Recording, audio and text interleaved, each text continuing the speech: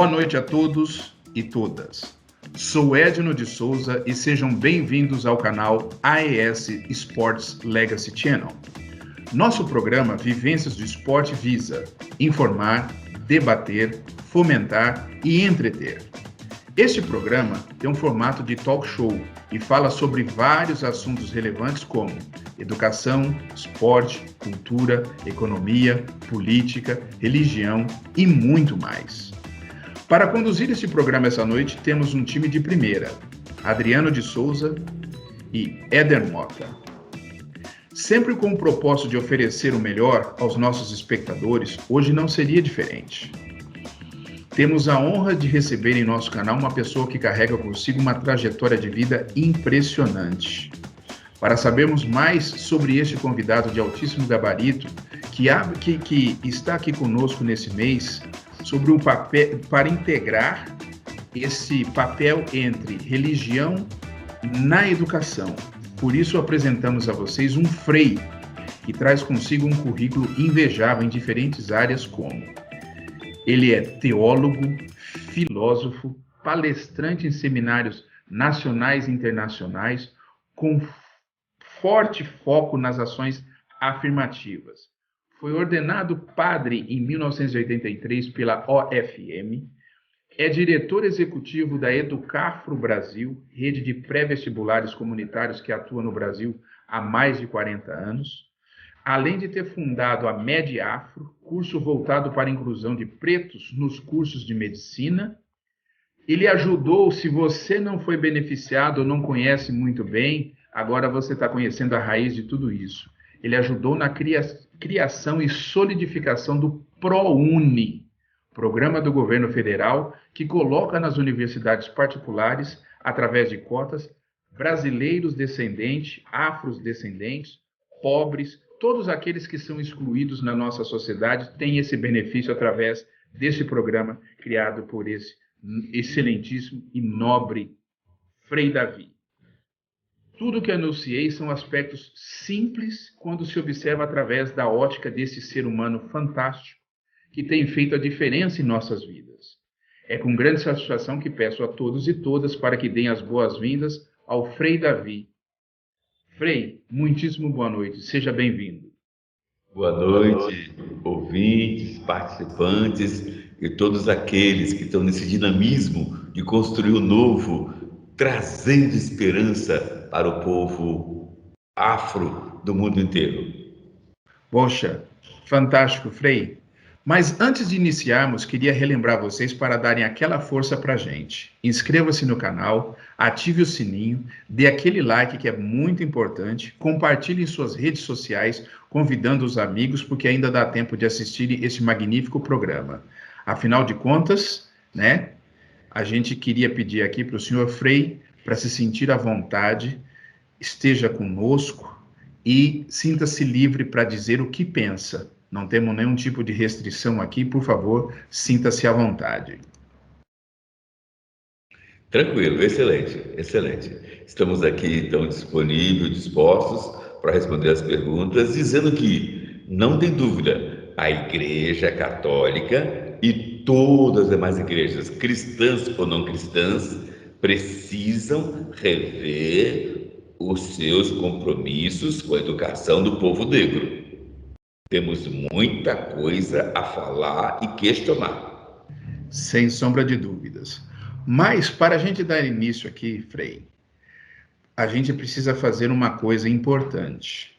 O senhor representa uma instituição, o senhor é ordenado padre, e existe ainda no cerne humano uma certa diferença que a gente precisa distinguir. E por isso, então, a gente começa perguntando quem é o homem Davi Raimundo dos Santos. Isto, nascido em Minas Gerais, uma cidade pequena chamada Nanuque, Minas Gerais, criado em uma cidade muito agradável, na beira da praia, chamada Vila Velha, no Espírito Santo, e formado. A formação foi em Guaratinguetá, no Seminário Franciscano, depois em Rodeio, Santa Catarina, em nosso noviciado, e concluí em nossa faculdade de Teologia e Filosofia em Petrópolis, cidade histórica, cheia de muitos charmes e com muita natureza. Pô, o senhor, então, além de ter tido essa oportunidade de ingressar nessa cadeira, nessa carreira, né, se é que eu posso chamar assim, mas não deixa de ser uma carreira, né, dentro do sacerdotal, mas o senhor fez um tour na aquisição de conhecimento por toda essa base, então o senhor teve a oportunidade de experienciar muita coisa, porque nasceu em Minas, foi criado no Espírito Santo, teve a oportunidade de viver no interior de São Paulo, foi até Santa Catarina, veio para o Rio de Janeiro, então o senhor tem um mix aí muito bem. E agora estou há mais de 20 anos na capital do Brasil, que é São Paulo, que é essa potência de cidade. Uau, se você falar assim, o senhor pode causar alguns problemas aqui, porque algumas pessoas podem se sentir ofendidas, né? Porque ainda temos, infelizmente, aquele cerne da Revolução de 32, esse tipo de coisa, então falar isso sobre São Paulo pode ser um problema, ainda mais no momento em que estamos vivendo. Mas era Tá isso. bom, eu vou mudar. Moro em uma cidade opressora, exploradora, que faz um grande mal ao resto do Brasil e algum bem também. O fato é que São Paulo concentra muito poder. São Paulo não distribui poder e isso gera um sentimento de potência e de humilhação, especialmente nos estados queridos do nosso Nordeste. Exatamente. Exatamente. Muito legal a sua análise. A gente vai entrar muito mais a fundo sobre isso. Para quem não sabe, o Frei nasceu em 1952, foi 2 anos após a primeira Copa do Mundo de futebol ter sido realizada no Brasil. Mas na sua infância, Frei, em Nanuque, lá em Minas Gerais, o senhor teve algum contato com esporte ou modalidade esportiva? E se foi além do futebol, né? Muitas pessoas que vêm aqui com a gente teve contato com o futebol primeiro. Havia alguma outra modalidade acessível na cidade? Não, não. Na verdade, em Nanuque, Minas Gerais, eu não fiquei nem um ano lá após nascer. Ainda no colo da minha mãe, fomos para Vila Velha. E ali, a Vila Velha é cidade praiana e meu esporte eterno foi dar uns gostosos mergulhos no mar. Então, nadar em água salgada foi o meu esporte e é até hoje meu esporte preferido. Volta e meia também uma piscina de água doce, mas o que me agrada mesmo é nadar nas águas do mar. Bacana, Frei. Bom, queria agradecer, Frei, pela oportunidade de estar aqui conosco, né? Então vamos lá. Frei Davi, nós aqui do canal seguimos o caminho do esporte e da cultura. Até certo ponto, o caminho convencional. O senhor pode nos dizer, são duas perguntinhas. O que levou o senhor ao caminho sacerdotal? E essa escolha foi uma vocação ou uma necessidade num primeiro momento? O que me levou ao caminho sacerdotal foi a percepção de que nos anos 60, eu já na minha adolescência, fui envolvido por uma crise, a crise de ver a miséria crescer assustadoramente nas periferias das cidades. E ao mesmo tempo me perguntar: o que é que eu vou fazer? Vou investir nessa realidade ou vou tentar enfrentar esse crescimento da miséria? E avaliando a conjuntura, eu vi que a chegada do golpe militar ampliou o problema das relações sociais no Brasil.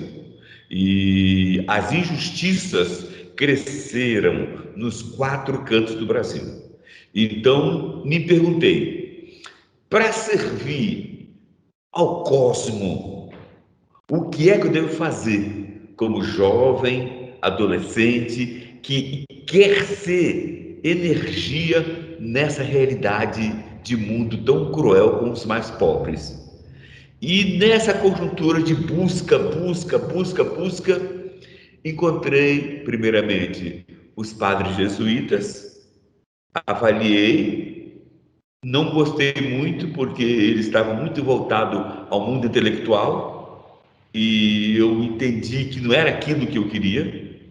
Depois encontrei os padres combonianos, também não gostei muito, porque eles não me deixavam, todo mundo que se forma entre os padres combonianos, obrigatoriamente tem que sair do seu país e ser missionário em outro país. E por fim conheci os frades franciscanos. Ali foi amor à primeira vista. Quando conheci a história de São Francisco, que largou toda a sua riqueza, todo o seu projeto pessoal, por um projeto de luta pelos mais enfraquecidos, pelos mais humilhados, e naquele tempo, os mais enfraquecidos e os mais humilhados eram representados pelos leprosos. E você chegar perto de um leproso, você estava cometendo um erro grave e você estava também automaticamente se excluindo da sociedade. Porque a lógica era: quem se aproxima de leproso, leproso fica. E Francisco rompeu com esse preconceito, se aproximou e não só se aproximou, beijou o leproso. E com aquilo ele se libertou e passou a ser a energia do cosmos que mais ajudou os leprosos a vencer os seus dramas. Então isso me encantou, e hoje, na realidade brasileira, para mim, quem a sociedade chama de leproso, hoje, na sociedade brasileira, quem a sociedade trata como leproso são justamente, infelizmente, nós, os afro-brasileiros. Uau. E essa sua fala é muito legal, né? Muito importante a gente ver essa sua visão, ainda muito jovem.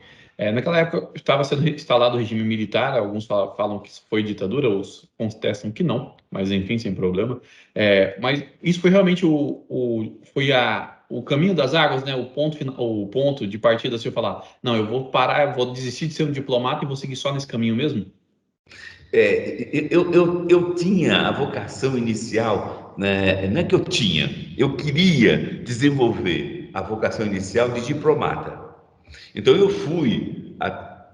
viajei do Espírito Santo para o Rio de Janeiro e fui me apresentar no Itamaraty. Jovem, cheio de ideias, cheio de entusiasmo. Disse: olha, eu quero ser um diplomata. O que é que vocês podem fazer para mim ser um diplomata? Aí o cara perguntou: você fala francês? Eu, não. Fala inglês? Não. Então, o que você está fazendo aqui? Como assim? Ele falou: para começar a pensar e dar o primeiro passo, você tem que provar que fala fluentemente francês e inglês. Se você nem sabe o que é isso, então tchau, tchau. Eu abaixei a cabeça e, olha, foi minha primeira humilhação e a primeira discriminação que eu sofri na minha vida, assim, de maneira cruel e que machucou lá dentro. De modo que depois eu descobri que a minha proposta diplomática passava muito mais por ser franciscano do que ser um diplomata político de carreira. Porque hoje em dia eu percebo que os diplomatas estão tão engessados nos seus governos que eles pouco fazem pelo povo. Os diplomatas estão tão engessados nos seus governos que eles pouco fazem pelo povo. Então eu me sinto, como franciscano, um grande diplomata do nosso povo negro. Bacana. Frei, de fato, existem maneiras de se entender diplomacia. Existe a diplomacia institucional, como o senhor acaba de descrever, essa que no Brasil é regida pelo Itamaraty, e existe a diplomacia social, a qual somente aqueles que realmente se dotam de um grande coração são capazes de exercer. Então, talvez a gente precise estudar um pouquinho mais quais são esses pontos e o que realmente vale em prol de uma vida. Mas, dando sequência aqui, porque tem muita coisa dentro daquilo que a gente quer debater com o senhor hoje, o trabalho do nosso canal é construir uma massa crítica.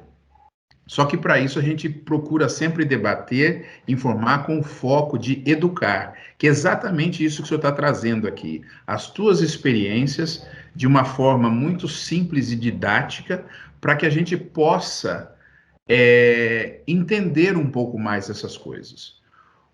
E o senhor iniciou a carreira num seminário católico, e a teologia católica era, ou ainda é, uma das mais longevas no processo de formação. Não sei se houve uma redução, pelo menos de acordo com o nosso departamento de pesquisa, sempre foi uma das mais longevas, e até era um ponto em que eles apontavam que o percentual de formação era baixo de quando se iniciava para o pessoal que conseguia concluir, porque não é um processo tão simples. Então, a gente tem que entender esse cenário também. Por essa razão, a gente gostaria que o senhor nos ensinasse aqui, se for possível, primeiro, o que são as ordens religiosas? O porquê o senhor escolheu da ordem dos franciscanos, o senhor já acabou de nos dizer. E dentro da tua experiência de vida, e hoje adicionado muito estudo também, o que fez o senhor, até então, ter experienciado o que foi chamado, vamos pôr entre aspas, de ideologia do embranquecimento? Ok, então vamos lá. A realidade do mundo católico é uma realidade também humana, e por ser humana, carregada de vícios, e por ser carregada de vícios, também é carregada de preconceito. O que me despertou para lutar em prol do povo negro foi justamente um preconceito que eu sofri dentro do seminário franciscano. Então, ou seja, portanto, o fato de ser frade, de ser seminarista, não quer dizer que deixou de ser humano, não. É humano com todas as falhas e todos os desencontros e todos os encontros. Portanto, foi muito importante esse momento. A teologia longa, com muitos conteúdos, ela é cruel, ela é positiva por um lado, mas ela é cruel porque ela investe numa coisa que a gente hoje combate, que é a meritocracia injusta.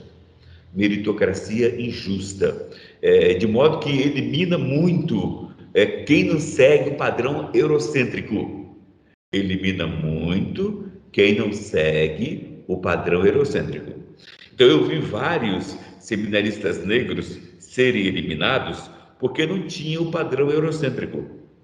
Então, essa realidade, portanto, a gente bota aqui muito mais como denúncia, mas, ao mesmo tempo, tudo aquilo que eu entendo e falo como denúncia está carregada de anúncio.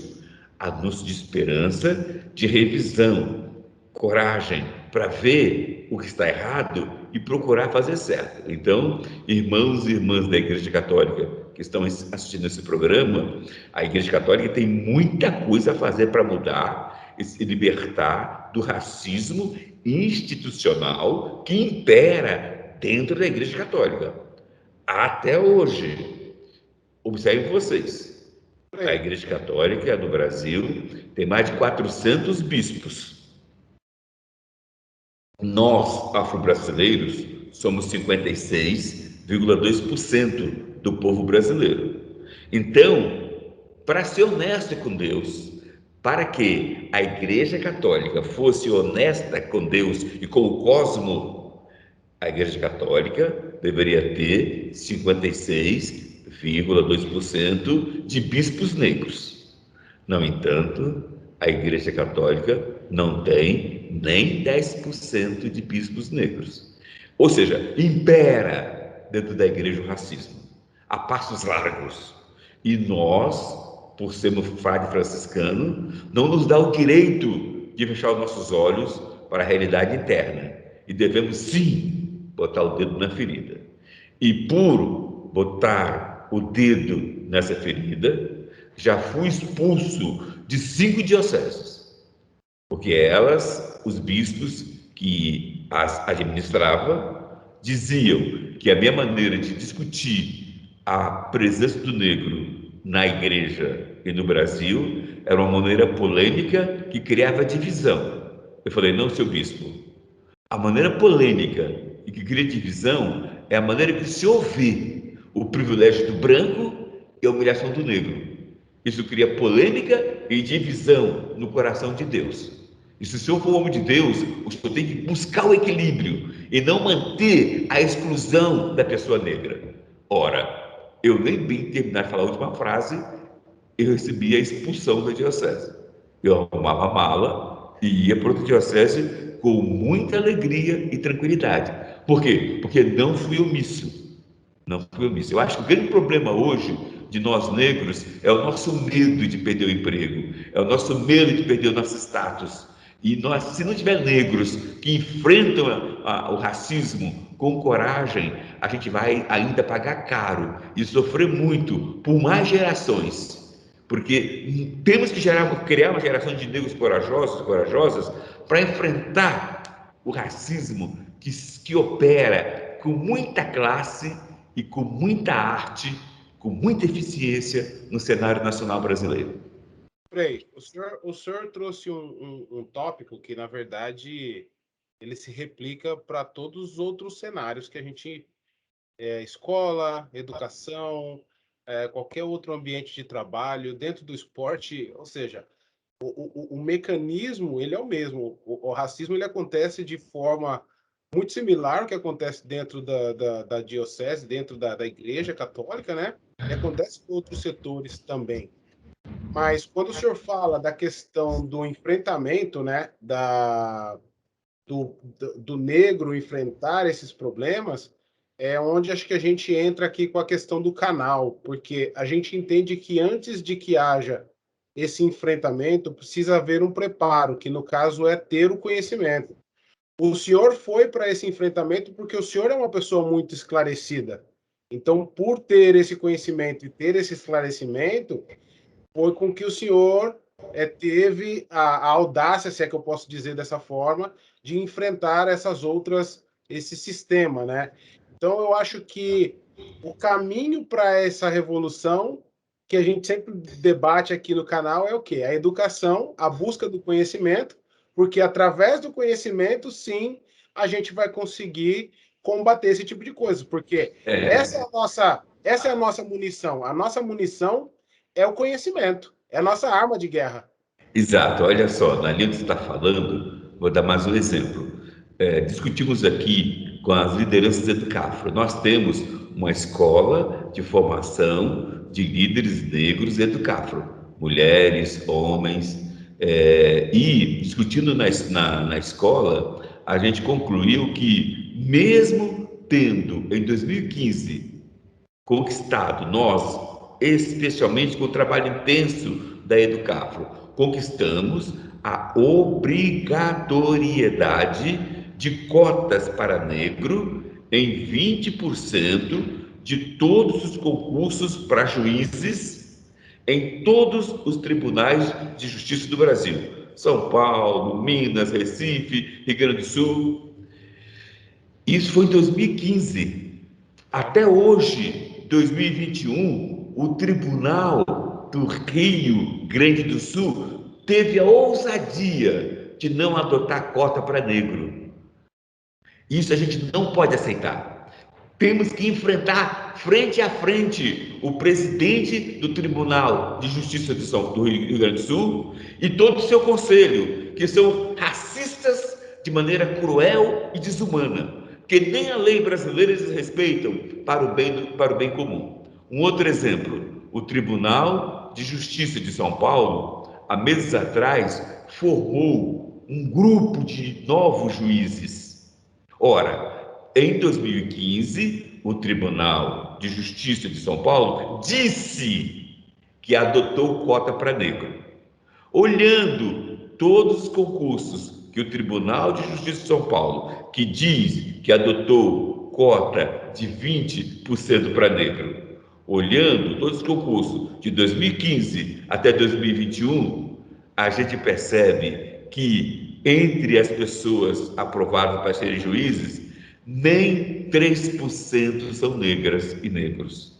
Em outras palavras, o Tribunal de Justiça e todos os tribunais de justiça do Brasil, de cada estado, estão ferindo de morte a lei de cotas. Frente a esse fato, agora, em maio, a Educafro entrou no Conselho Nacional de Justiça, abrindo processo contra todos os 27 tribunais, ou melhor, os 26 tribunais de justiça do Brasil e mais o território Brasília, Distrito Federal. Abrimos o processo contra todos eles, agora em maio.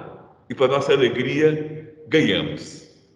Ganhamos com a totalidade dos votos conselheiros do Conselho Nacional de Justiça. E, no momento, o Conselho Nacional de Justiça está intimando cada tribunal do Brasil para dizer por que não botaram com seriedade e com ética a cota para negro nos concursos dos tribunais. Hoje mesmo está aqui do meu lado um jovem membro da Escola de Líderes Educafro que está fazendo uma pesquisa sobre cada último concurso de cada tribunal e está pegando quantas pessoas negras foram aprovadas e ver se atenderam ou não os 20%. Nenhum sequer atendeu os 5%, quanto mais 20%. Como é que vocês estão vendo isso? Frei, o senhor tocou num ponto que a gente discute aqui quando se trata desse aspecto específico da participação, mas o senhor citou algo que é muito mais sério e que passa despercebido. O senhor citou uma prática que nós temos aqui desde o Brasil colônia, que é a Lei Regente Feijó, ou a Lei Feijó, que ficou conhecido como a Lei para Inglês Ver. E essa lei conta a história que o nosso país tem de procrastinar a lei, não se fazer cumprir e criarmos essa ideia de que no Brasil as coisas são assim porque isso já é cultural. Isso é muito mais pernicioso e muito mais negativo, porque isso engloba todos os aspectos, como o senhor mesmo falou. O senhor falou aqui de dados específicos, o senhor citou 52% da população brasileira como sendo de pretos. Embora 56, sim. 56,2. Mas isso é um dado oficial de acordo com os parâmetros do IBGE. Só que eu pergunto para o senhor, no Brasil colônia, nós tínhamos aqui 85% da população escrava. E onde foi parar esse povo que ele embranqueceu? É um estudo fantástico para mostrar o grau de exclusão e o grau da ideologia do embranquecimento. Se você observar, se você estudar a lei, a Guerra do Paraguai, você vai ver que o governo brasileiro pegou os negros e colocou na frente de combate, justamente para eliminar negros. Em seguida, a Guerra do Paraguai, o Brasil faz uma grande campanha para trazer europeus pobres para o Brasil. E ali começou um processo violento de embranquecimento. Mas eu quero voltar um pouquinho mais atrás ainda, que é o seguinte. Eu desafio a vocês três. Perdão se eu sou atrevido de falar isso, desafiar. Não. O Éder não merece desafio. O Adriano não merece desafio. O Edno também não. Mas eu vou manter a palavra desafio. Eu desafio vocês três a me apresentar uma única lei feita em benefício do agronegócio. Uma única lei feita em benefício dos banqueiros, que não foi botada em prática em 100% e na íntegra 24 horas depois. Frei Davi, o senhor está falando com uma pessoa aqui, eu sou suspeito de dizer, e tem muita coisa que eu não posso falar através desse canal. Infelizmente. Mas isso que o senhor está falando é o padrão, e eu falar para o senhor que ele tem, vamos dizer, o início operacional, posso dizer para o senhor aí, meados um pouco antes do século XVIII, começa essa marcha que vem paulatinamente até hoje e é ininterrupta. E isso que o senhor acabou de citar é o programa em marcha, em funcionamento e aprimoramento de tudo. É A o que sempre existiu. Edcafro, no momento, estamos com 10 advogados estudando uma ação que vamos entrar no Supremo Tribunal Federal do Brasil. A ação chama-se Estado das Coisas Inconstitucionais.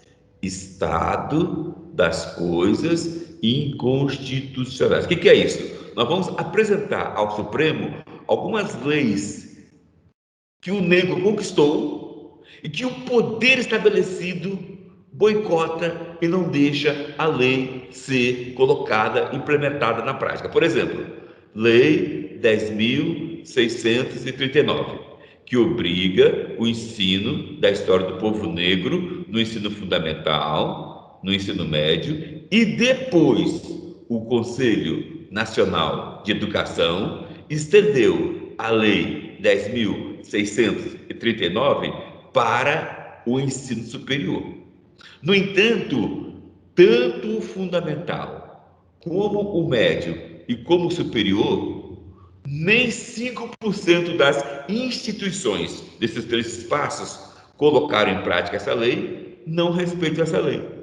Nós denunciamos isso ao Ministério Público Federal. Nós, a entidade ARA e outras entidades, denunciamos isso ao Ministério Público Federal, que são os guardiães da lei.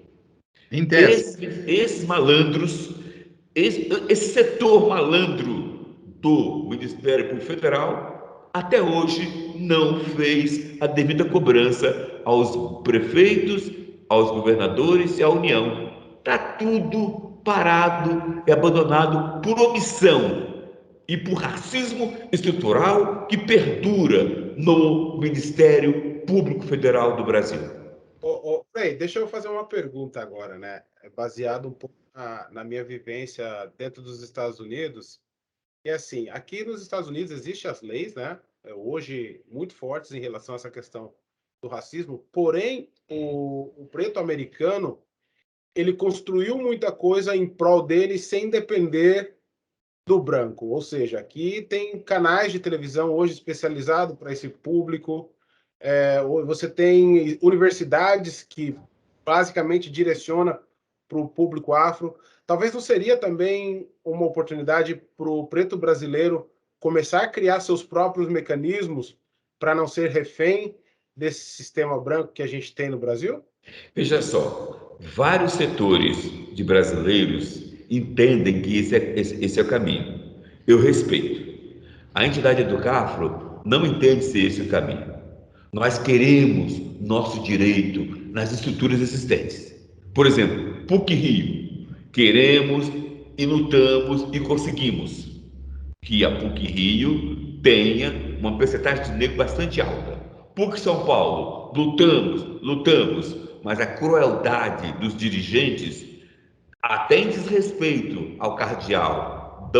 Paulo Evaristo Arnes, grande profeta e grande irmão do povo negro, ele fez um bilhetinho, deu na minha mão, vai lá, Frei, conversa com o reitor, manda o reitor botar em prática um plano de inclusão de negro na PUC São Paulo. Até hoje, a PUC São Paulo é um antro da classe dominante branca, sem dar espaço suficiente para o povo negro. Então, ou seja, a Edcafro entende que a solução, quem quiser faça assim, algo independente, mas a Edcafro entende que a solução é lutar para que a Globo tenha o máximo possível de negros contratados.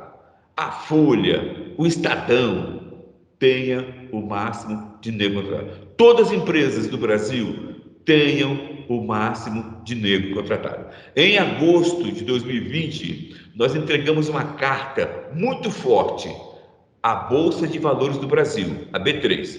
Falando, B3, a Constituição brasileira obriga você Bolsa de Valores, só permitir que aplique na Bolsa de Valores empresas que respeitem a inclusão, a equidade. E você, Bolsa de Valores, está errando, está ferindo essa proposta. Nós, se vocês não mudarem a postura de vocês, vamos abrir um processo contra a Bolsa de Valores do Brasil no Supremo Tribunal Federal. Criou um rebu danado, criou 500 confusões e foi perseguido pela Bolsa de Valores do Brasil. Bem, depois decidiram aceitar uma reunião conosco, fomos em reunião com eles e eles falaram, tá bom, vamos trabalhar o tema do negro, primeiro fazer uma pesquisa para ver se é verdade isso. E daqui a uns 3 anos a gente bota em prática um método de inclusão. Então, ou seja, a Bolsa de Valores do Brasil é irresponsável. O método, a maneira dela trabalhar a exclusão do negro é muito lenta. É no ritmo deles, só tem brancos para chegar lá. Os negros que estão lá são negros que funcionam muito mais em função da estrutura opressora do que em função dos seus irmãos negros. Resumindo, agora, em agosto de 2021, fomos surpreendidos com a Bolsa de Valores de Nova York, Nasdaq, criando a norma obrigando que todas as empresas que queiram investir na Nasdaq apresentem um plano de inclusão de negros e outros segmentos na sua estrutura de empresa. E aí nós mandamos um comunicado para a Bolsa de Valores do Brasil. Olha só, vocês tinham tudo para ser a primeira do mundo a fazer isso, mas o racismo estrutural que impera na Bolsa de Valores do Brasil fez vocês perderem essa chance. Nasdaq saiu na frente de vocês. Que tal agora vocês avançarem? É um caminho. Peguei pesado? Não, a questão não é pegar pesado, não, Frei. É importante o senhor relatar, por isso a gente disse aqui, sinta-se à vontade para dizer o que pensa. O senhor está trazendo dados de experiências na prática que muita gente não tem noção que é enfrentado isso. E aí entra a figura que, antes de qualquer coisa, está trabalhando, eu diria, não só exclusivamente para um povo, porque nós temos nossos irmãos descendentes de nativos daqui da terra, os indígenas, que também sofrem do mesmo mal. Às vezes em condições até piores, dependendo de onde se está e como está. E dentro desse complexo, dentro desse contexto que é extremamente complexo, melhor dizendo, a gente procura fazer esse trabalho de quê? Dentro de uma maneira, vamos chamar, mais pacífica, enquanto o senhor está atuando fortemente nos pontos de maneira mais incisiva, a gente vem procurando essa base para poder ampliar a base, que ampliando a base, naturalmente, a gente reverte. É claro que tudo isso é um processo, não é uma coisa que vai ter um resultado instantâneo. Então, por isso... Entendi. Inclusive, eu tenho um desafio para o meu irmão Adriano, que está nos Estados Unidos. Adriano, olha só, aqui no Brasil tem um poderoso banco chamado XP. Okay. E esse banco está crescendo assustadoramente com poder financeiro. E uma das empresas ligadas a esse banco fez uma foto com todos os seus funcionários. Não sei se vocês viram aí onde vocês estão essa foto. O que aconteceu é que na foto não tinha negros praticamente. Não tinha mulheres? Tinha mínimo de mulheres, não tinha deficientes, não tinha idosos. Então a Educafro abriu uma ação contra a XP e essa empresa, que é filial, que é coligada à XP. E para nossa ação por danos coletivos. E para nossa alegria, a justiça acatou o nosso pedido. E a XP está explodindo de ódio da Educafro, com a Educafro, porque expôs a XP, caiu o seu valor na Bolsa de Valores no Brasil, caiu. E agora, Adriano, descobrimos que a XP recentemente foi aceita para investir na Nasdaq. Ok. Então, que você descubra isso com detalhe, com precisão, porque o nosso objetivo é os advogados educar o futuro do Brasil, achar escritórios de negros bem potentes norte-americanos, para em conjunto abrir uma ação contra a XP aí na Nasdaq, aí nos Estados Unidos, porque a XP não tem direito de investir na Nasdaq, porque ela aqui no Brasil é cruel com o povo negro. Como é que você está vendo isso, Adriano?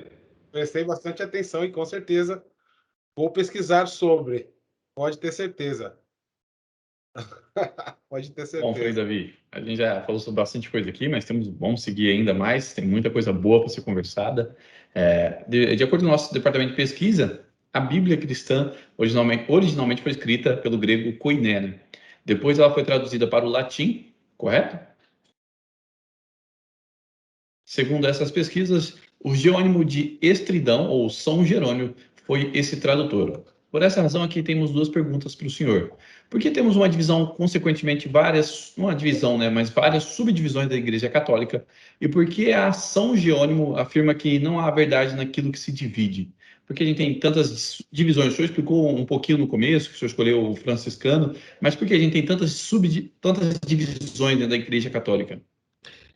Olha só, o ser humano, onde ele está, ele vive em constantes tensões e em constantes conflitos de pensamento. E a consequência disto são divisões. Agora, existem vários tipos de divisões. As divisões nas igrejas evangélicas têm um caráter. As divisões nos candomblés tem outro caráter. Já as divisões na Igreja Católica, talvez, eu espero que não seja de bonzinho, mas talvez sejam as divisões menos cruéis. Por quê? Porque os vários grupos que tem são grupos que têm maneiras de ver diferentes, pontos de vista diferentes e que são aceitas pela norma maior da Igreja Católica. A norma maior admite que surja franciscanos que pensam a teologia de um jeito. A norma maior e mantém-se católico. A norma maior admite que surja os jesuítas que pensam de outro jeito a teologia. Mas, por isso, não deixam de ser católicos. Permite que surjam os salesianos que pensam a teologia diferente, mas por isso não deixam de ser católicos. Olha, pouquíssimos grupos no mundo têm isto. É uma das coisas que eu gosto da Igreja Católica, é essa capacidade de trabalhar com a diversidade. Nesta esfera, quando a diversidade chega com referência ao povo indígena, quando a diversidade chega com referência ao povo negro, aí a tortura é total, a inquisição é total. E aí então a gente entende que esse mundo eurocêntrico é um mundo pensado para eles, e eles massacram assim quem não pensa como eles. Por exemplo, o grupo de missionários católicos que foram evangelizar o Japão, lá foram torturados e assassinados porque queriam impor ao Japão que eles negassem suas culturas e assumissem a cultura europeia. Então eles foram estrangulados. Esses caras que foram estrangulados são considerados pela Igreja Católica como santos, mas para mim, impossível. Eles foram, primeiramente, provocadores, foram destruidores de culturas. E Deus, se Deus fez a cada um de nós com tanta diversidade, o Japão com seu estilo ocidental, oriental, o mundo europeu com seu estilo ocidental, o mundo africano com seu estilo. Se Deus fez tanta diversidade, só tem duas opções para mim. Ou Deus estava bêbado, ou nós, até hoje, não entendemos a riqueza da diversidade. E saber conviver com a diversidade é conversar com Deus, é comungar com Deus. Frei Davi, o senhor está falando coisas assim que dificilmente a gente tem oportunidade de discutir com representantes religiosos. Até porque, assim, essa questão da diversidade é um fator de que nós recebemos a semana passada aqui um rabino e questionamos essa coisa que ele falou, ó, a verdade é uma coisa só. E o entendimento da verdade pode ser diferente. Talvez seja daí que surjam as divisões que a gente tem nos mais variados grupos que compõem a nossa sociedade, seja ele religioso, seja ele político, seja ele econômico, social, tudo isso envolve porque essa capacidade de dialogar talvez seja o que mais está sendo exigido da sociedade humana no atual momento. E a gente não está tendo essa habilidade ainda. Estamos sofrendo as dificuldades por esta falta de habilidade em discutir isso. E o mais grave é que a inabilidade de respeitar o diferente é um projeto mundial que tem uma base forte nos Estados Unidos. Agora mesmo fiquei sabendo que o filho de Trump esteve no Brasil para ajudar a organizar a direita e combater aquilo que querem, o Brasil voltar ao que era. E ontem recebi uma notícia comunicando que Trump vai passar um tempo no Brasil para ajudar Bolsonaro na sua campanha de reeleição. Ou seja, com certeza essa influência norte-americana é danosa e nós temos que achar uma maneira, e aí eu peço ao Adriano que pesquise aí como denunciar isso em órgão norte-americano para não permitir essa intromissão do Trump na política brasileira. Olha, é um tema bastante delicado, que na verdade hoje nós sabemos que existe uma identificação muito grande entre o presidente Trump e o presidente atual do Brasil, mas os Estados Unidos em si, em geral, ele sempre se mete nas políticas de todos os países. É uma coisa bem delicada, bem delicada. Mas hoje, aqui no estado que eu moro, é um estado trumpista, mas eu diria que dentro dos Estados Unidos ele não saiu com a sua reputação muito boa. Eu acho que sim, seria algo positivo ou importante para a gente levar para o povo brasileiro, para sim saber com que a gente está lidando, porque, ao contrário de que todo mundo pensa, não foi o melhor governo aqui dos Estados Unidos, não, o do governo do Donald Trump. Entendi. Mas mesmo assim, eu vou ver caminhos de entidades norte-americanas que possam denunciar intensamente aí no cenário norte-americano para envergonhar o Trump e ele não querer manter essa maldade de vir influenciar de corpo presente a política brasileira, que vai dar um grande estrago. Vai dar um grande Na estrago. verdade, o povo brasileiro já se permitiu, né? Quando a gente permitiu o governo atual. E desde o começo se falava que era como se fosse uma cópia do presidente daqui dos Estados Unidos. Eu falo que foi um grito de rebeldia do povo brasileiro que saiu pela culatra e hoje está pagando um preço alto por isso. Mas eu acho que estão despertando as pessoas e eu acho que isso vai ser um pouco difícil, como eu falei, mas eu acho que a gente tem que se municiar de informação, boa informação, para que a gente possa realmente combater isso de uma forma diferente. Bem, eu espero que o Tribunal Superior Eleitoral seja honesto e faça o que ele tem que fazer. Todos os elementos que o Tribunal Superior Eleitoral do Brasil tem já são suficientes para tornar Bolsonaro inelegível em 2022. Nem precisa caçá-lo. Basta o Tribunal Superior Eleitoral do Brasil fazer o julgamento dele naquilo que está comprovadamente já definido e torná-lo inelegível para 2020. Com isso, a gente consegue sossegar. Por outro lado, alguns dizem que se o Tribunal Superior Eleitoral fizer isso, já agora, vai incitar a direita mais ainda, e eles vão fazer mesmo a baderna que fariam dia 7, mas viram que estrategicamente não era bom para eles fazer a baderna que eles estavam prevendo fazer. E, no entanto, agora, caçando os direitos políticos do Bolsonaro para os próximos 10 anos, 8 anos, eu não lembro bem como é que a lei brasileira fala, são 10 anos, são 8 anos. 8 anos. 8 anos, caçando por 8 anos o direito político do Bolsonaro, nosso problema está menos grave.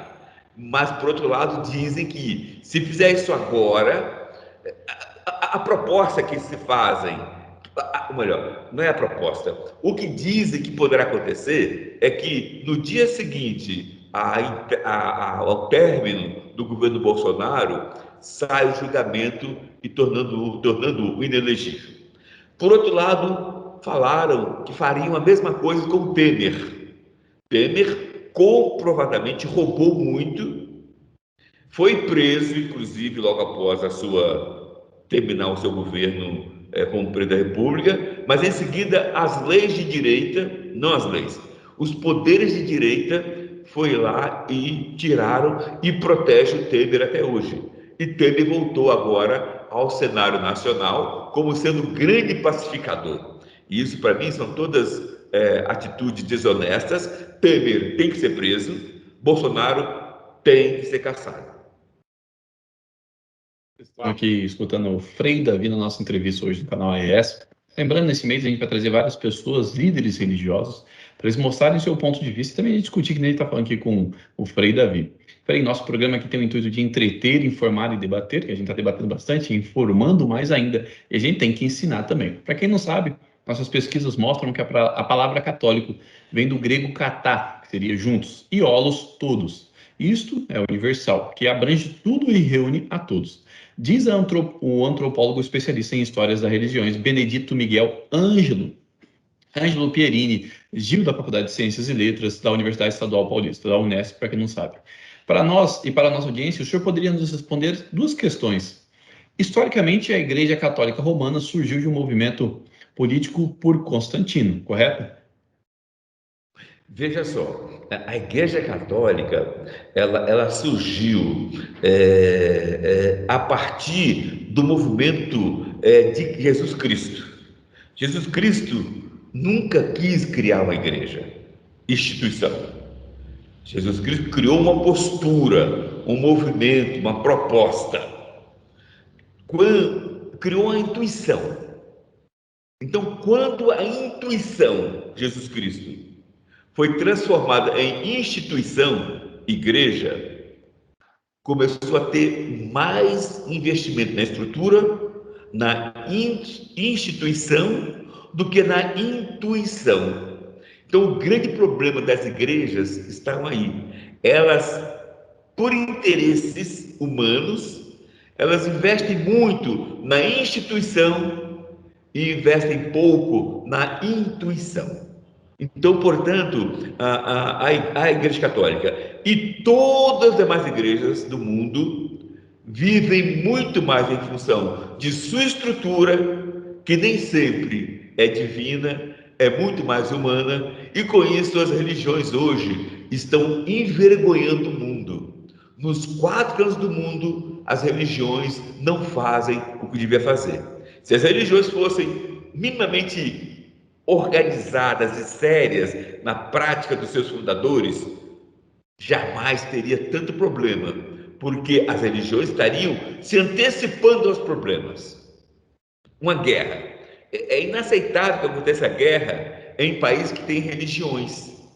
Se acontece guerra em países que têm religiões, é o maior certificado de que aquelas religiões não servem para nada. Peguei pesado? Não. Né?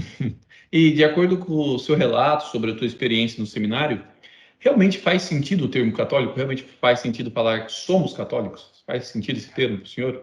Olha só, a palavra católica, como você falou, quer dizer universal. Na verdade, todas as instituições que têm a intenção de ser a única do mundo, a única daquele espaço, ela usa palavras de totalidades. Mas, na verdade, a Igreja Católica, ela está cheia de falhas, ela está cada vez caindo mais, mas o pior, que as pessoas que saem, não saem para melhor. Por exemplo, esse mundo de irmãos nossos que eram católicos e foram ser evangélicos, se eles tivessem a qualidade melhor do que de ser católico, eu estaria feliz. Mas grande parte dos evangélicos são bolsonaristas e estão tendo a ousadia de achar que fazer arminha é pregar o evangelho. Fazer arminha é ofender Jesus Cristo. Fazer arminha é dizer, não sou cristão. Frei Davi, realmente tem muita coisa aqui e a gente está seguindo. E dentro desse segmento, e dentro de toda essa linha que o senhor vem trazendo, dessa força de combate, de toda essa luta que o senhor traz aí, não é de hoje, o senhor mencionou que foi diagnosticado por um formador no seminário por essa enfermidade, entre aspas, de ideologia de embranquecimento. E hoje o senhor é uma das principais lideranças atuantes em prol da ascensão do povo preto no país, para que todos tenham uma vida mais digna e também mais atuante nas camadas mais elevadas da sociedade brasileira. Se eu estiver enganado, o senhor me corrija, por gentileza. Por isso, aqui a gente tem essa pergunta para o senhor. Caso a historicidade real, não a que foi passada para nós, do povo preto, tivesse sido ensinada à população em geral, quanto da população o senhor acha que não sofreria dessa enfermidade de ideologia do embranquecimento?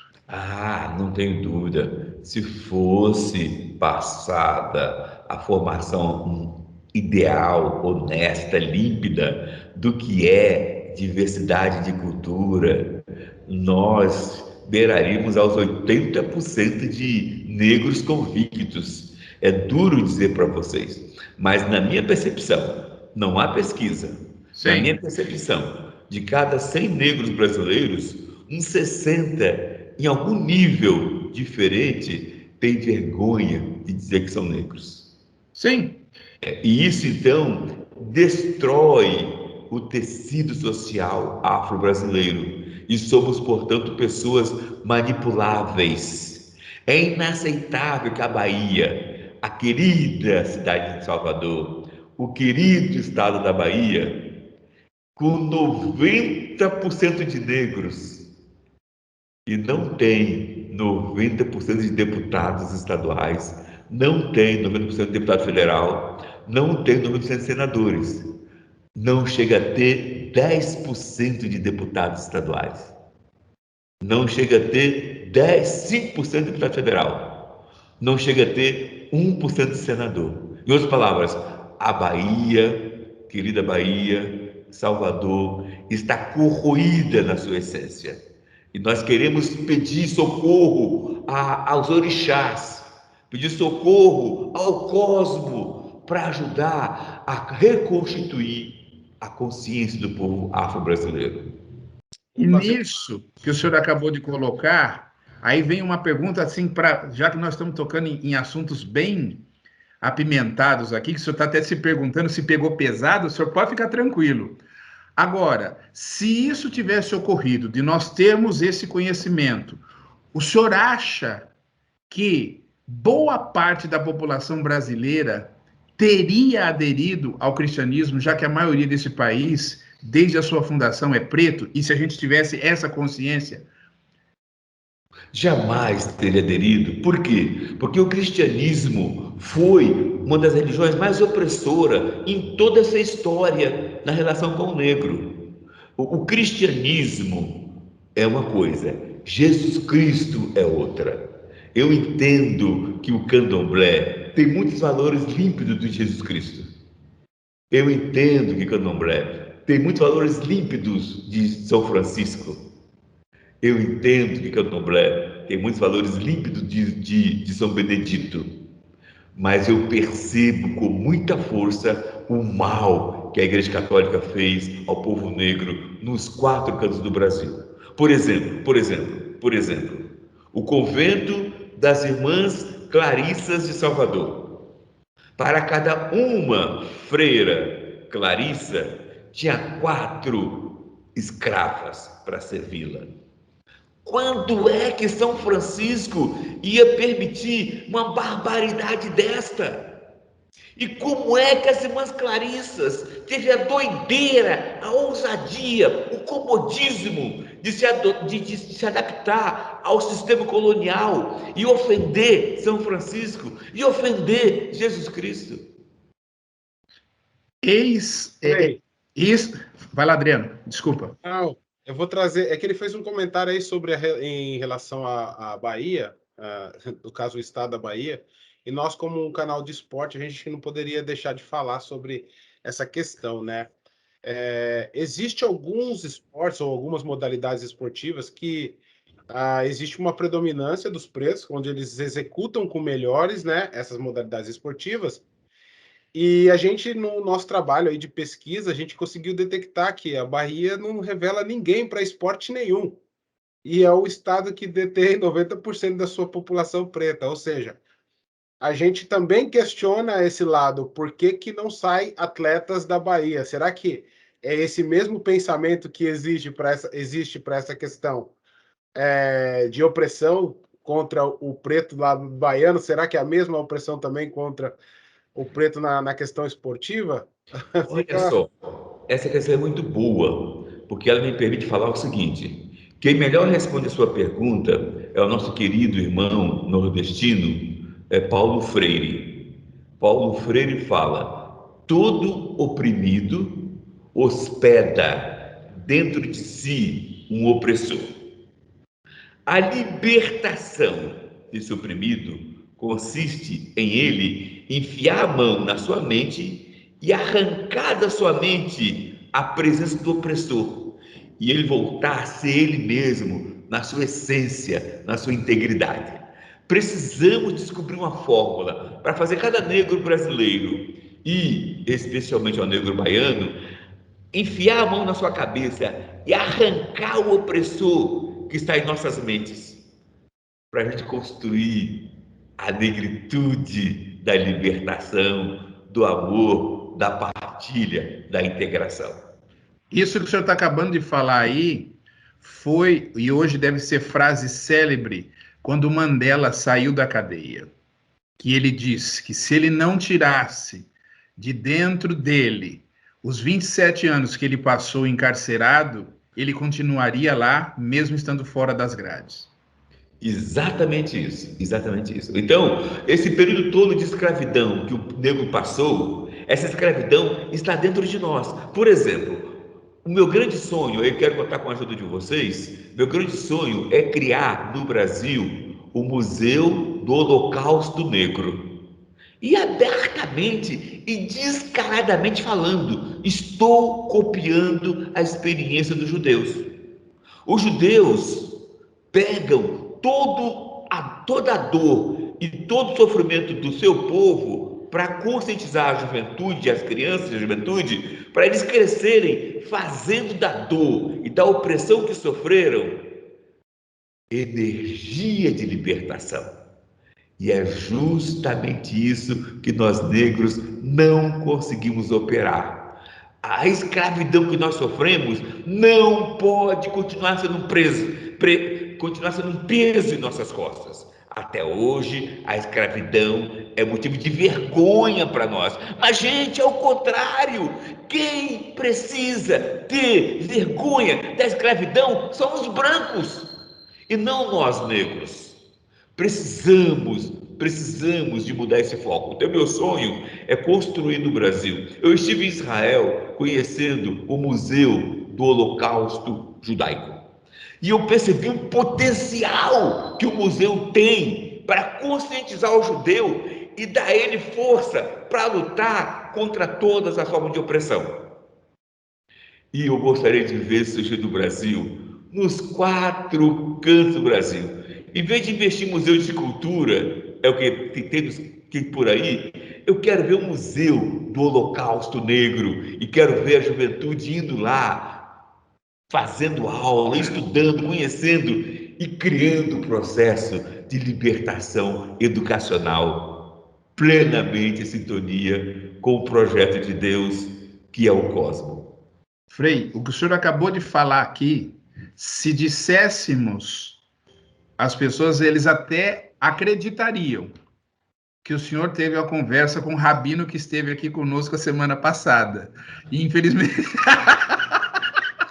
infelizmente isso não, porque ele falou que nós temos que aprender a transformar esses aspectos negativos do nosso passado e transformar isso em força para poder sair, e que só assim a gente vai transformar a nossa sociedade. Porque ele estava falando de uma obra que ele escreveu chamada O Sucesso da Mentalidade Judaica, ou o sucesso da prosperidade judaica, o sucesso da prosperidade judaica. E está justamente nisso que o senhor está falando, né? Agora eu vou até usar de um termo que me é peculiar, científico, dentro do ramo da física.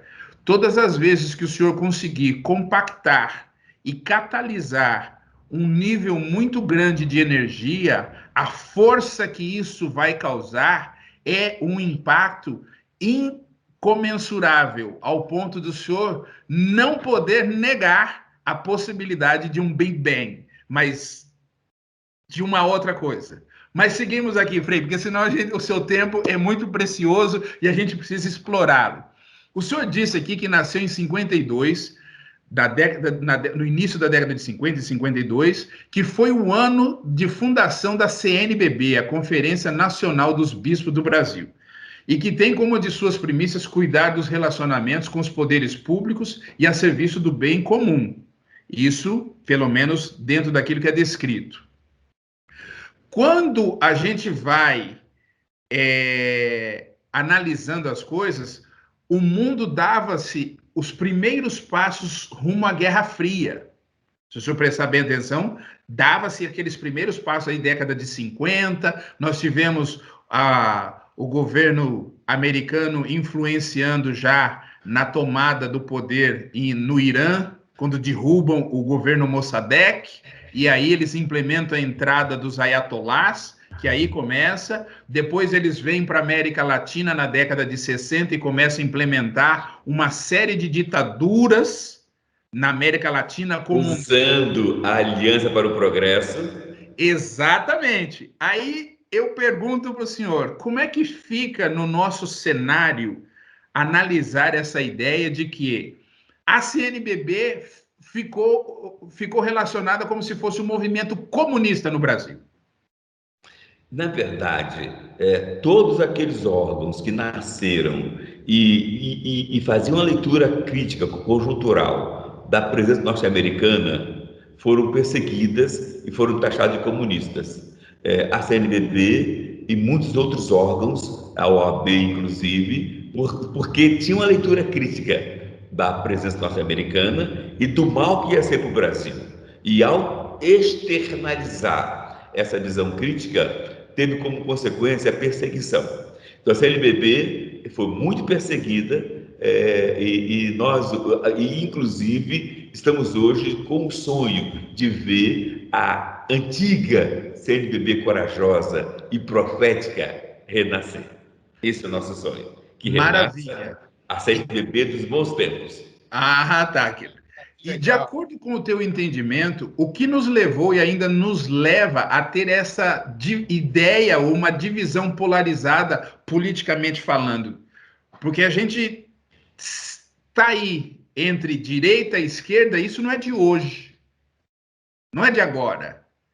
Já tivemos momentos mais pacíficos de comportamento social, mas sempre houve essa ideia de combate entre direita e esquerda. O Brasil sempre foi laboratório ou da esquerda internacional ou da direita internacional. Quando, portanto, a direita internacional influenciou na eleição da França e de vários países do mundo, ganhou ali uma tremenda expertise para influenciar na eleição do Brasil. E influenciou. Eu conheço pessoas do meu convívio que recebiam muitas mensagens via WhatsApp, com muitas fake news, muitas mentiras, mas coitadinhos, entendi como verdade. E eram pessoas que até tinham leitura boa do que é justiça. E depois, coitadinhas dessas pessoas, mudaram a cabeça e viram no Bolsonaro e seu movimento como a grande esperança do Brasil. E tudo em cima de manipulação, em cima de notícias falsas. Agora, quando Bolsonaro faz uma medida provisória para permitir fake news, ele provou que ele é uma pessoa de baixa qualidade, que ele é um ser humano de um espírito muito, muito negativo e que ele não tem luz espiritual. Aquele homem não tem luz espiritual. Ele é do mal, ele é do mal. E aí eu pergunto, dentro desse contexto todo que o senhor acabou de citar, que explica justamente isso, como que a gente ainda pode se dividir entre esquerda e direita, já que o movimento bolchevique, que dá início a tudo isso aí, a Revolução Russa e todo esse negócio, toda essa ideia de divisão, ela se deu origem um pouquinho ali antes. Nós tivemos a Revolução Russa e ambos os movimentos, tanto a Revolução Francesa quanto a Revolução Russa, elas foram financiadas por banqueiros europeus. Eles nunca tiveram ideologia política, nem partidária. A única política que eles tiveram era do poder. Como é que a gente cai nesse conto de ter o que manda no mundo? Desculpa. O que manda no mundo é o dinheiro, é o capitalismo. O poder do dinheiro é cruel. E o dinheiro, tanto na esquerda como na direita, se ele é investido e não vem retorno que eles querem, eles elegem ou destroem ou derrubam. Então, sempre por trás de uma derrota, de uma ideia, está para onde pende o dinheiro daquele país.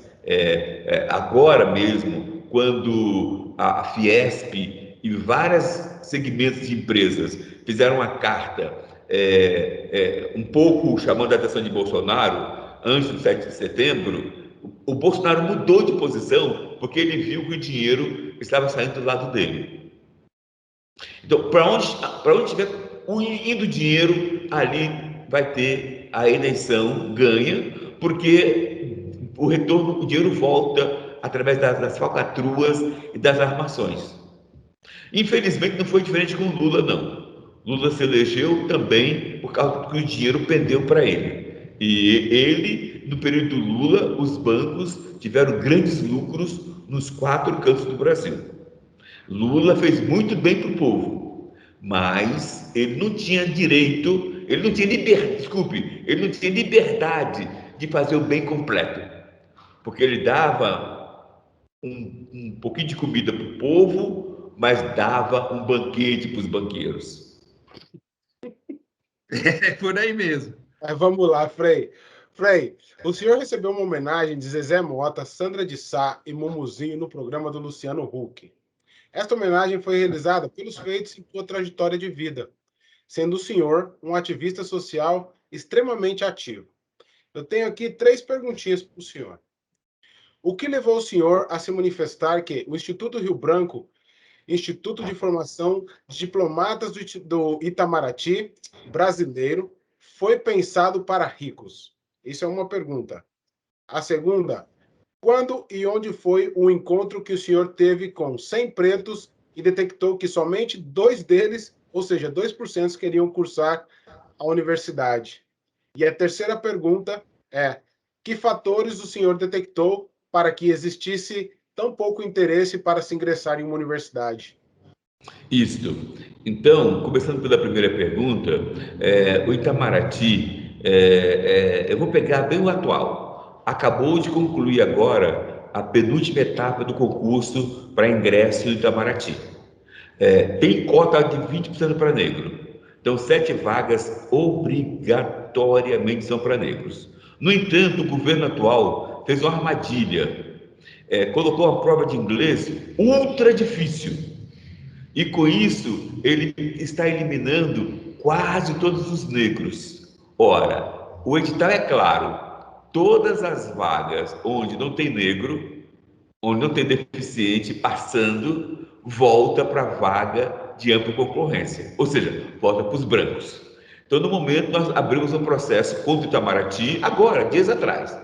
Abrimos um processo contra o Itamaraty, denunciando que essa prova de inglês foi uma maneira de embranquecer, de voltar a embranquecer o Itamaraty. Bem, a constatação de que o povo negro não estava buscando a universidade se deu quando eu estava pregando um retiro para a juventude da minha igreja em Duque de Caxias, quando eu era padre em Duque de Caxias, Rio de Janeiro. A cidade é negra, então, naturalmente, grande parte da juventude era negra. E lá, então, a gente percebeu, na minha conversa com eles, dos mais de 100 jovens ali, só 2 faziam faculdade ou tinham interesse em fazer faculdade. Então, nem estava no plano deles fazer faculdade. Aí, então, a gente vê que foi a grande guinada da nossa vida de querer, então, puxar o nosso negro, o nosso povo negro, para fazer a faculdade e lutar pelas cotas. Então, quando a gente começou as primeiras lutas pela cota, com uma certa tristeza, eu partilho com vocês que mais de 90% da liderança do movimento negro daquele tempo era contra mim, porque diziam que cota era esmola, cota era humilhação. Então, a luta das cotas iniciais foi uma luta isolada, sofrida, foi uma luta de dor, porque nem meus irmãos negros eram a favor das cotas. Mas a gente não desanimou nunca desse projeto de cotas. O problema eu acho que em relação às cotas é como ela é trazida, né? Eu acho que como ela é informada para as pessoas é que é onde desvirtua a questão da cota. Eu acho que, não sendo vitimista, né? Eu acho que a cota é uma das formas que existe de dar uma equiparada no que a gente perdeu lá atrás. Mas como ela é explicada para a sociedade, que eu acho que é aí onde existe muita polêmica, né? Na verdade, existe muito disse-me-disse de uma coisa que as pessoas não querem entender, na verdade. Então, a gente tem esse problema para falar das cotas, e até mesmo pessoas que têm direito às cotas, às vezes se sentem envergonhadas de usá-las, porque se coloca numa condição, ou até uma falta, eu diria, ou até não, né? É uma falta de entendimento de aquilo é uma ferramenta do sistema para você dar uma equiparada. Aqui dentro dos Estados Unidos existe cotas. Isso. O sistema de cotas, para passar no Brasil, por exemplo, nós tivemos que fazer algumas estratégias. Por exemplo, nas primeiras experiências nossas, em conversa com os deputados, senadores, nós tivemos plena certeza de que as cotas para negro não iria passar. O que a gente fez? A gente incluiu cota para negro, branco pobre, indígena, deficiente. Fazendo esse arranjo, a gente usou os brancos pobres para garantir nosso direito. Quase ninguém fala isso, quase ninguém sabe disso, mas essa é uma das verdades. Nós usamos os brancos pobres para fazer passar nosso direito. Você não viu um único grupo de branco pobre lutando por cota, mas os brancos pobres, e 100% deles foram beneficiados por cota do Brasil. E foi a maneira de passar o mel na boca dos senadores, passar o mel na boca dos deputados, para empurrar as cotas, que é o nosso direito para negros. Bom, Frei, tem um dito, né, que fala que se conhece a árvore pelos seus frutos, né? E o senhor plantou no Brasil afora, os 4 cantos, várias sementes para poder crescer essas coisas, né? E como a nossa proposta é educar, informar e debater, a gente vai falar de um assunto que o senhor conhece pouco, creio eu, que o que é o Educafro e quando foi que o senhor iniciou o Educafro? Exato. Veja só, a luta em prol do povo negro, na minha vida, começou em 1976, quando tive consciência do primeiro racismo na minha vida. De lá para cá, portanto, a gente fez 500 trabalhos. A Educafro em si, ela nasceu por causa de uma questão jurídica. A gente não tinha, a gente não aceitava regularizar a entidade porque nós não queríamos criar instituição. Nós queríamos estar no estilo de Jesus Cristo da intuição. Nós queríamos permanecer no estilo de Francisco de Assis, que é a intuição. No entanto, uma faculdade poderosa que nos concedia bolsa para os negros aqui em São Paulo, falou: Frei Davi, só posso continuar dando bolsa para vocês se vocês legalizarem a Educafro.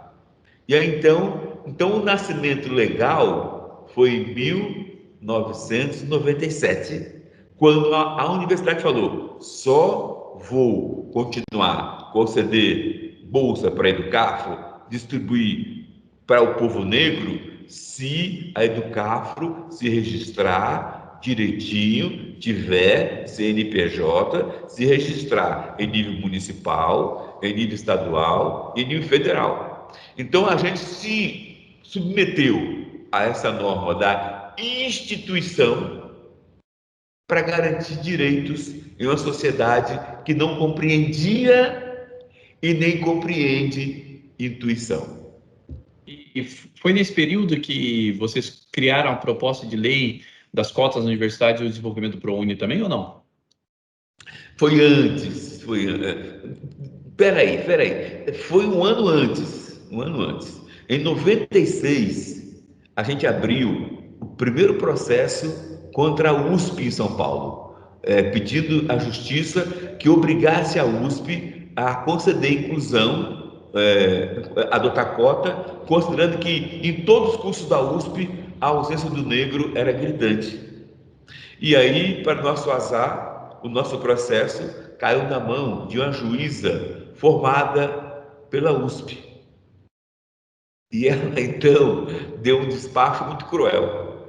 Ela teve a ousadia de dizer que o nosso pedido de cota da USP era uma maneira que nós éramos inimigos da USP, que queríamos destruir a USP, que a USP era uma das poucas coisas do Brasil que dava certo. Se a gente pede cota para negro, vamos fazer cair o nível da USP. Então, nós estávamos sendo inimigos do Brasil. E que, portanto, além dela negar o processo e mandar arquivar o processo, ela exigiu que nós pagássemos as custas do processo. 1996. E indo um pouco à frente, né? Qual a participação do senhor e do Educafro no fundo eleitoral, essa questão do fundão eleitoral para a criação de partidos, essas coisas do tipo? Vocês têm alguma ligação quanto a isso ou contra isso também? Veja só, o processo, quem abriu o processo no STF, pedindo ao STF que obrigasse os partidos garantir verba para negro e cota para negro, foi a Educafro.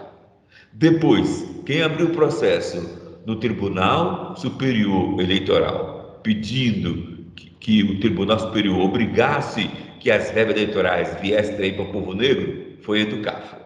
Bem, esses movimentos, segundo a lei brasileira, uma entidade como a Educafro não tem direito de estar à frente desse processo. O que a gente fez? Procuramos a deputada Benedita da Silva e mostramos para ela a nossa proposta. Benedita, essa é a proposta. Benedita, só temos 3 horas para entrar com o processo. Ou você assina aqui sem ler, confiando em nós, ou vamos perder essa chance. Então a Benedita assinou o processo e a gente entrou no Supremo, pedindo, portanto, que o Supremo julgasse isso. Então, a vitória de ter a obrigação dos partidos de dividir a verba com o negro foi um movimento da Educafro e envolvemos várias outras entidades. No momento, os deputados desonestos votaram por uma reforma política que é muito cruel antinegro. E nós estamos estudando com vários advogados o que fazer para tentar impugnar essa reforma. Mas não agora, enquanto está em processo. Nós precisamos que primeiro o presidente assine para estar o fato consumado e aí a gente impugnar a reforma eleitoral. Um partido tentou impugnar agora, durante o processo, e o tribunal falou: como impugnar? A lei está em discussão, não tem como impugnar, e negou a impugnação.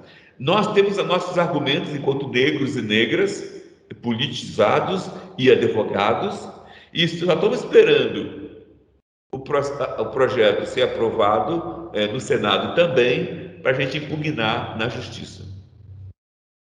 Frei Davi, excelente o senhor tocar nesses pontos, porque aqui dentro da questão que a gente tem para lhe fazer, tem uma coisa muito importante. O senhor tem uma excelente formação intelectual, tem também essa visão mais espiritualizada, isso pode fazer parte já desde a sua educação materna, de berço, e que depois se consolida dentro ainda que seja de uma instituição, até por isso o senhor teve o discernimento de escolher em qual caminho seguiria dentro desse leque de opções.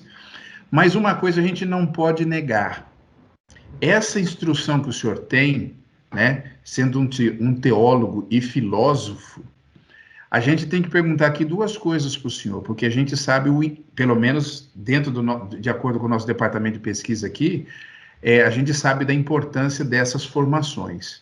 Então, queria que o senhor dissesse para o nosso público, para a nossa audiência, o que é a filosofia e a teologia somada à filosofia, que impacto elas tiveram na vida do senhor? Tranquilo. A filosofia é a arte de entender a vida o mais próximo da sua essência. A filosofia é a arte de entender a vida o mais próximo possível da sua essência. A teologia é a maneira de falar sobre Deus.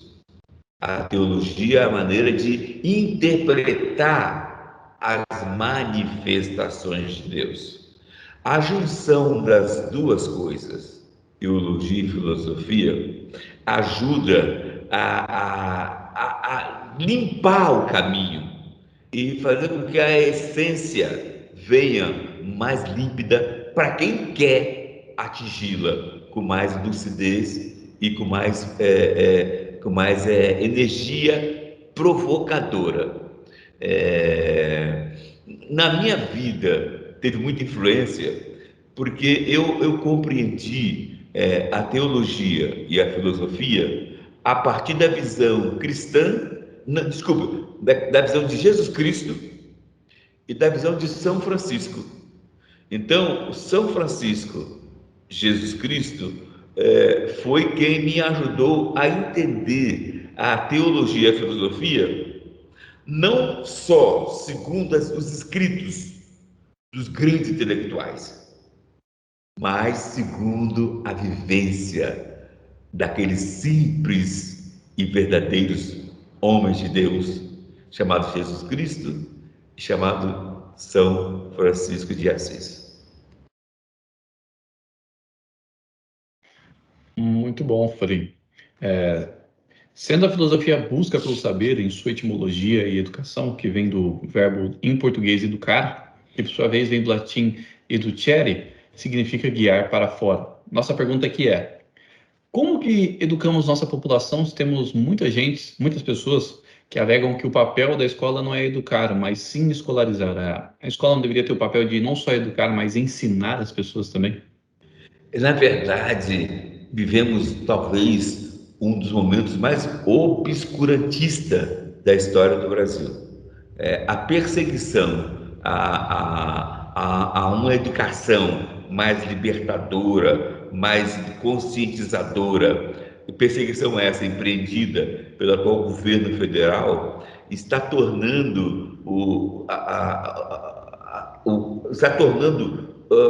obscurantismo como ferramenta e instrumento de construção da educação. E uma educação obscurantista é uma educação que deseduca, é uma educação que manipula, é uma educação que corrói, não é uma educação que liberta. E sonhamos muito com um Brasil que consiga recuperar o caminho ideal da construção de uma sociedade digna, respeitosa, integradora e que trabalhe pela equidade, direitos iguais. Muito bem, Frei. O senhor vê alguma mudança nessa questão de escolarização? Sendo que estamos sendo educados pelo mesmo sistema que nos serviu até o momento, né? E esse sistema nos mostra que nunca foi bem regido por quem está à frente. O senhor vê alguma mudança ou não? Veja só, infelizmente, estamos vendo muitas mudanças para o mal. Por exemplo, o Enem, o governo federal fez questão de expulsar, de proibir de prestar a prova do Enem de 2021 mais de 3 milhões de pessoas pobres, e a maioria negras. Nós, Educafro, articulamos, trouxemos para o nosso lado a UBS, a UNE e 9 partidos políticos. E entramos com uma ação.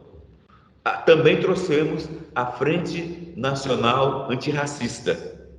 E nós entramos no Supremo Tribunal Federal com um ADPF 874, pedindo ao STF para confirmar que o MEC, Ministério da Educação, estava expulsando, proibindo brasileiros no direito constitucional de fazer e de melhorar na sua educação. E, para nossa alegria, por 10-0, até o ministro de Bolsonaro, Nunes Marques, votou a nosso favor. Por 10-0, o MEC está sendo obrigado a reabrir as inscrições do Enem para os pobres. O MEC não reabriu ainda e amanhã, segunda-feira, vamos soltar uma carta denunciando a demora do MEC como estratégia para tornar inviável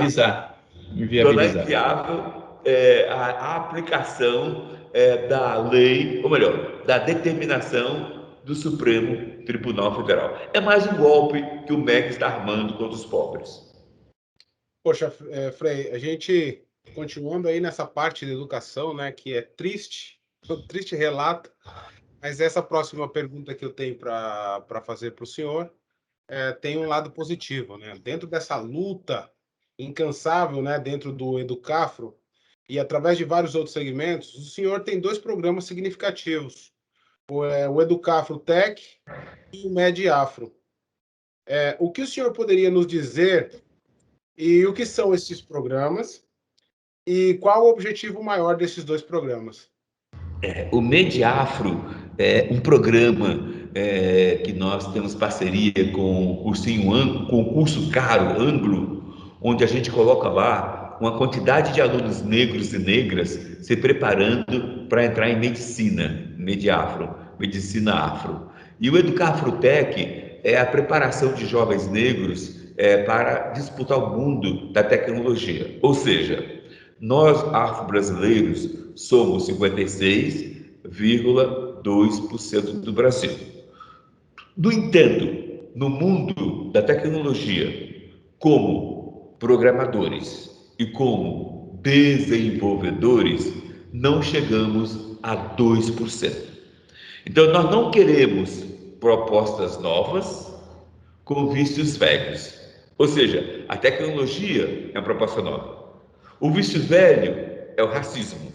Então, a tecnologia não pode continuar ampliando o racismo no mundo.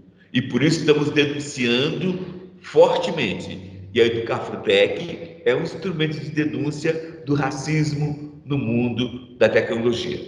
Uma outra coisa que eu queria abordar, que eu sei que está acabando o horário, é o seguinte. Esse programa de vocês roda em algumas partes do mundo. E eu espero que chegue na ONU, Ou melhor, eu peço ao Adriano que faça uma cópia desse programa e mande para todos os e-mails da ONU.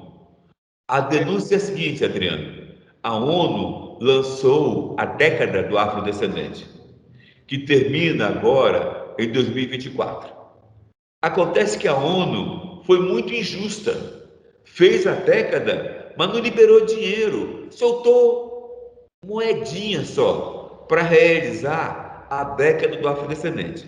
O resultado é que a década não mudou nada praticamente no cenário mundial. A década do afrodescendente era para ser aplicada nos 4 cantos do mundo e praticamente não mudou nada.